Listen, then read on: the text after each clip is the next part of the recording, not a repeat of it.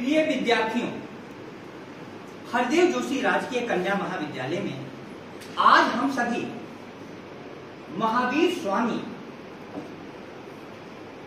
और बाबा साहब अंबेडकर का जन्म दिवस जो 14 अप्रैल को कल मनाया जाएगा, आज मना रहे हैं क्योंकि कल सार्वजनिक अवकाश का दिन है। सार्वजनिक अवकाश इन महापुरुषों के जन्म दिवस पर क्यों घोषित किया जाता है? उसका कारण यह होता है कि हमारी सारी चेतना सिर्फ महापुरुषों के बारे में जानने में गुजर जाए, लेकिन होता ठीक उल्टा है कि हमारी सारी चेतना अन्य सारे कामों में लग जाती है, महापुरुषों से वंचित रह जाती है। इसलिए महापुरुषों के जन्म दिवस को आप विशेष रूप से मनाने की कला सीखें।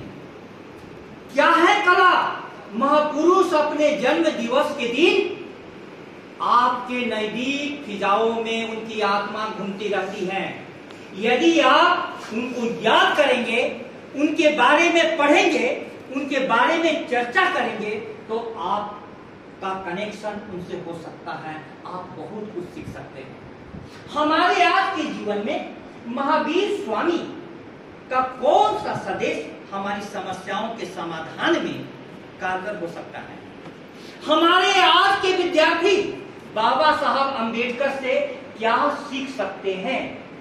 अब ऐसे हालात में हमें यह देखना होगा कि बाबा साहब अंबेडकर और महावीर स्वामी के जीवन का कौन सा पहलू मैं आपके समक्ष रखूं। आज समस्या क्या है? मैं कहता हूं, अगर विधाता नरको मुट्ठी में भरकर कहीं छीट दे ब्रह्मलोक से ही नीचे भूमंडल पर, तो भी विविध जातियों में ही मनुष्य यहाँ आ सकता है।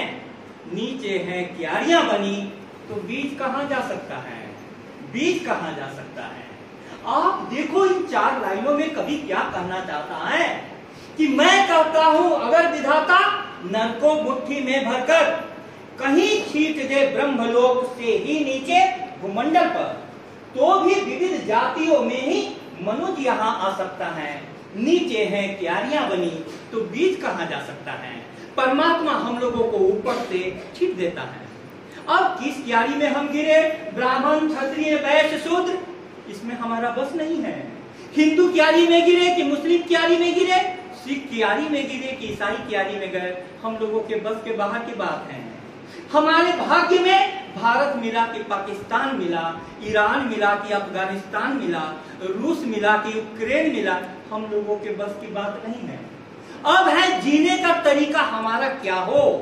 हम लोगों की बाहरी परिधि, रंग से, रूप से, आकाश से हम सभी अलग अलग हैं, लेकिन आप जैसे जैसे अंदर जाएंगे, हम सभी के भीतर में आत्मा एक है। आत्मा एक है। इसलिए नैतिकता की सबसे बड़ी परिभाषा यह दी गई है, आत्मोत सर्वभूतेषु यह पश्यति सब पंडिता। अपने समान सभी प्राणियों को देखो और किसी के साथ वैसा व्यवहार मत करो जो तुम अपने साथ नहीं चाहते हो। महावीर स्वामी रात में सोते समय करवट भी नहीं बदलते थे। क्यों? क्योंकि उन्हें लगता था कि करवट बदलने पर कोई चींटी हमारे नीचे नहीं आ जाए। इतना संवेदनशील हृदय। तो उन्होंने एक सिद्धांत दिया, अनेकांतवाद, जिसका ज्ञान में मानसीय पक्ष है स्यातवाद। यह आप लोगों को मालूम नहीं है। अनेकांतवाद का सिद्धांत कहता है कि ये प्रत्येक वस्तु अनेक है और प्रत्येक वस्तु के अनंत गुण हैं। अनंत गुण है। तो हम में कई चीजें हैं जो आपको पसंद आएगी, कई चीजें नापसंद आएगी। यदि साथ में रहना है तो हमें कॉमन, सामान्य चीजें ढूंढनी होगी। तो अनेकांतवाद का सिद्धांत आज हमारी समस्याओं के लिए रामबाण औषधि साबित हो सकता है। रामबाण औषधि। अब अनेकांतवाद को थोड़ा सा मैं आपको समझाऊं एक छोटी सी कहानी के माध्यम से कि 5 अंधे हाथी के पास गए। किसी ने हाथी का पैर पकड़ लिया और बोला कि हाथी खंभे के समान। किसी के हाथ में हाथी का सूंड आया, उसने बोला कि हाथी केले के पेड़ के समान। किसी के हाथ में पूंछ आया तो किसने कहा कि हाथी रस्सी के समान है। और किसी के हाथ में कान आया तो उसने कहा कि हाथी सूप के समान। इसमें से कोई भी गलत था? कोई भी गलत नहीं था, उसे दिखाई ही यही दे रहा था। वहां तक वो सही थे, लेकिन एक व्यक्ति आंख वाला आया और आंख का वो वैद्य भी था, सबकी आंखें सही कर दी तो पूरा हाथी दिखाई पड़ गया। आज हमारे देश की समस्या यह है कि हमें कोई शूद्र दिखाई देता है, कोई वैश्य दिखाई देता है, कोई क्षत्रिय दिखाई देता है, कोई ब्राह्मण दिखाई देता है, कोई हिंदू दिखाई देता है, कोई मुस्लिम दिखाई देता है, कोई सिख दिखाई देता है, कोई ईसाई दिखाई देता है। आपको मालूम नहीं है भारत में जो वर्ण व्यवस्था इजाद की गई थी उसके पीछे मूल सोच यह थी कि पढ़ने वाली आत्मा पढ़ने वाले घर में जन्म ले।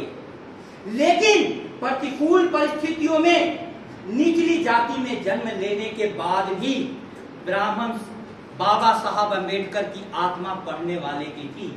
और वो देखिए उन्होंने कितनी पढ़ाई की है, कितनी पढ़ाई की है, कितनी डिग्रियां हासिल की हैं।